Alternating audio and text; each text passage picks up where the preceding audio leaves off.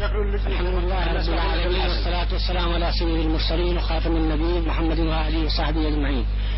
أما بعد، فلي الشرف العظيم أن أتكلم باسم هذا المجلس الموقر في مثل هذا الموقف الدقيق الحساس باسم المسلمين جميعا في مشارق الأرض ومغاربها، وباسم مئات الملايين في شبه القارة الهندية. وهذا إن دل على شيء فإنما يدل على عالمية القضية الفلسطينية وإنسانيتها وإسلاميتها. إنني في هذه الساعة المتأخرة من الليل لا أريد أن أطيل عليكم وأن أشق عليكم، إنما أقتصر على دعاء في هذه الساعة المباركة الميمونة وفي رحاب البيت الحرام البيت العتيق، ومحضر من مجاهد جليل يجاهد في سبيل القدس، في سبيل المسجد الأقصى، ثالث القبلة الأولى وثالث الحرمين. أقتصر على دعاء واحد وأرجو الله أن يتقبل هذا الدعاء في هذه الساعة المباركة في ليلة الجمعة المباركة، وهو أن يقيد الله لفلسطين بل للمسلمين جميعا بل للإسلام صلاح الدين الأيوبي الثاني. وإن كانت حكمة الله تبارك وتعالى اقتضت أن تختار من بين الأكراد كرديا يتوارى نسبه بعد 3 أو 4 وسائط في ظلمات الجاهلية لأنه قد أسلم آباؤه قريبا وإنه لم يكن عريقا في الإسلام، فكيف لا تقتضي حكمة الله تبارك وتعالى ورحمته أن يختار عربيا صميما ومسلما سليما مجاهدا في سبيل الله ينحدر من أصول عربية إسلامية عريقة في القدم. كيف لا تقتضي حكمة الله أن يختار من بين العرب ومن بين المسلمين صلاح الدين الأيوبي الثاني.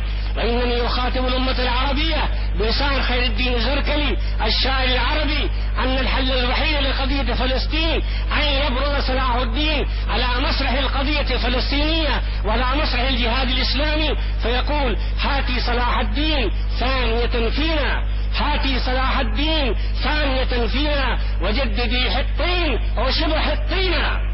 هاتي صلاح الدين ثانية فينا وجددي أيتها الأمة العربية المسلمة وجددي حطين وشبه الطينة. ماذا كان سر صلاح الدين الأيوبي؟ إنما السر أنه كان مسلما مؤمنا محمديا لا يعرف غير لغة القرآن ولا يعرف غير لغة الإيمان ولا يعرف غير لغة الحنان، والمسلمون ما زالوا ولا يزالون. اكتبوا عني بقلم عريض، اكتبوا عني وسجلوا أن المسلمين إلى هذا الوقت وإن عبست بهم يد الزمان ويد التربية الغربية ويد المادية الرعناء لا يفهمون غير لغة القرآن.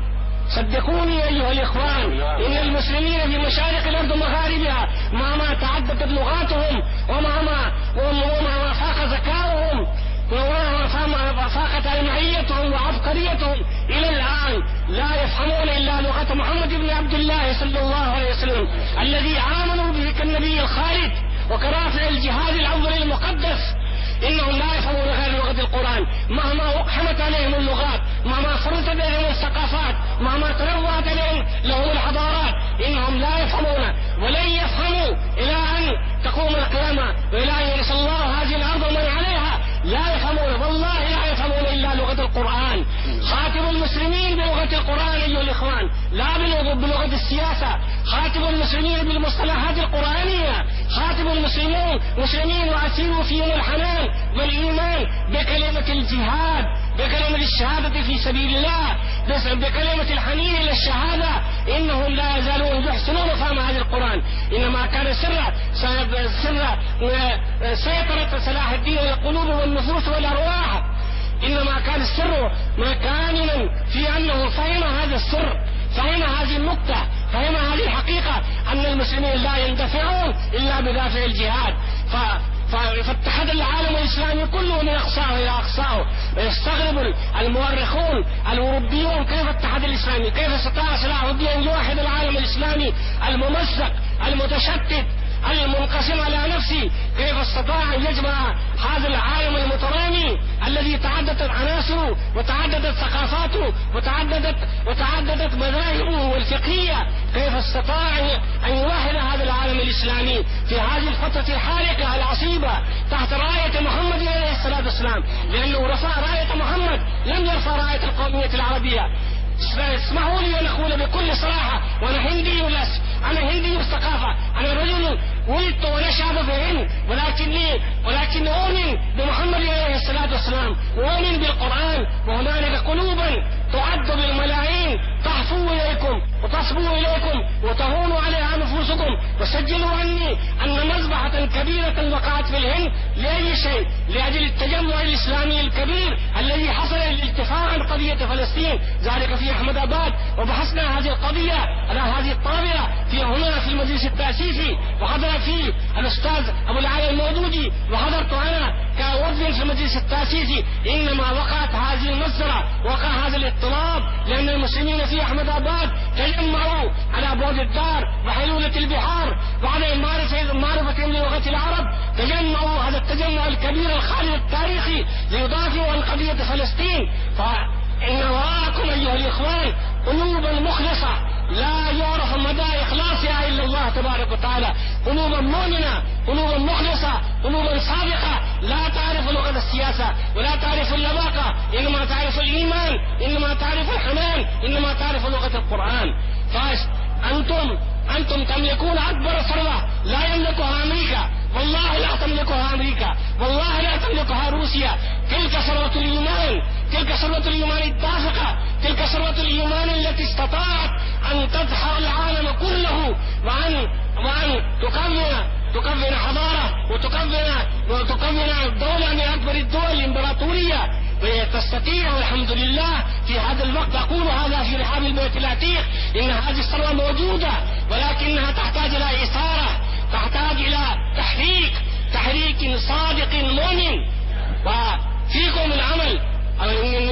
إنني أرجو الله أن يستخدمكم في سبيل هذه القضية، وأن يجعل منكم صلاح الدين الأيوبي الآخر، لا أقول الأخير، الآخر وليس الأخير. والإسلام كمطر لا يدرى أوله خير أم آخره. فإني أقول لكم أيها الأخ الكريم، أيها المجاهد الذي أنا أتبرك إذا كان التراب مالكم في ساحة الجهاد، فأنا أرجع ولا كثير من العبير ولا كثير من العطور.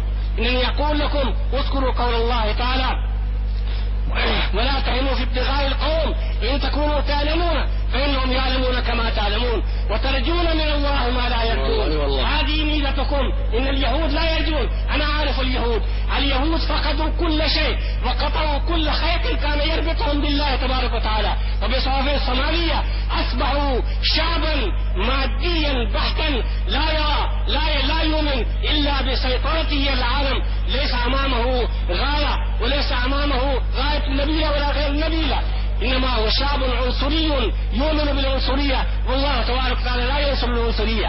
إن الله تبارك لا ينظر إلى وجوهكم إلى أجسادكم ولكن ينظر إلى قلوبكم. فأنتم تملكون ولا تزالون تملكون هذه الثروة وترجون من الله ما لا يرجون. استمدوا هذه القوة، عسيروا هذا الدفين الكامل، هذا الكنز الخفي المطمور الذي لا يزال في صدور زملائكم. تقولون انهم ترجون يا اخواني ترجون من الله ما لا يرجو اليهود، فلماذا تهنون؟ لا تهنوا ولا تحزنوا وانتم الاعلون ان كنتم مؤمنين. هذه كلمة اخ لكم في الله، اخ لكم في الدين، اخ لكم في الاسلام، لا يربطه بكم الا الخيط الايماني والرباني والنوراني الذي انبثق من هذا البلد، ولا يزال مانعا ولا يزال بازغا ولا يزال منيرا للقلوب والنفوس، ويبدد الظلمات، ظلمات الجاهلية وظلمات المادية وظلمات الأمريكية وظلمات السوفيتية. إننا نحن المسلمين والحمد لله أغنى من كل الأمم وأقوى من كل الأمم، وتاريخنا طاهر، تاريخنا نزيه، ما لم تتلبس أيدينا ولا أجسامنا بالدماء البرية أبدا. فكن على ثقتنا أيها الأخ الكريم أيها المجاهد أن وراك جيشا عرمرما من المسلمين، من القلوب المؤمنة، من الأرواح السعيدة، من الذين يستهينون بحياتهم ويستهينون بكرامتهم في سبيل الله. جربوهم، هل جربتهم؟ لا والله. إلى يتفق لكم أن تجربوهم. إنكم لا تزال هذه الأرض بكرا، لا تزال هذه التجربة جديدة. جرب أيها الأخ هذه الأمة التي ملأت العالم كله، وهي وراءكم وأمامكم إن شاء الله، وتأخذون منهم ما هو أغلى وأعلى وأثمن وأعز من كل سلاح تأخذونه من أي قوة كبيرة. هذه كلمتي، وأنا قد أخذت فيها واسترسلت أكثر مما قدرت وما زورت الكلام وما ادخلت، ولكن هو الدافع الإيماني الذي العرق العربي والإسلامي الذي ينبض، الذي يثور، الذي يملك علي مشاعري، الذي يدفعني إلى أن أقول هذه الكلمة مرتجلة وأتركها مدمية مجلجلة في ربوع العالم كله. وتقبلوا مني أطيب التحيات وأصدق التحيات وأطيب التمنيات، والسلام عليكم ورحمة الله. شكر الله لكم وأثابكم. شكر الله لكم وأثابكم.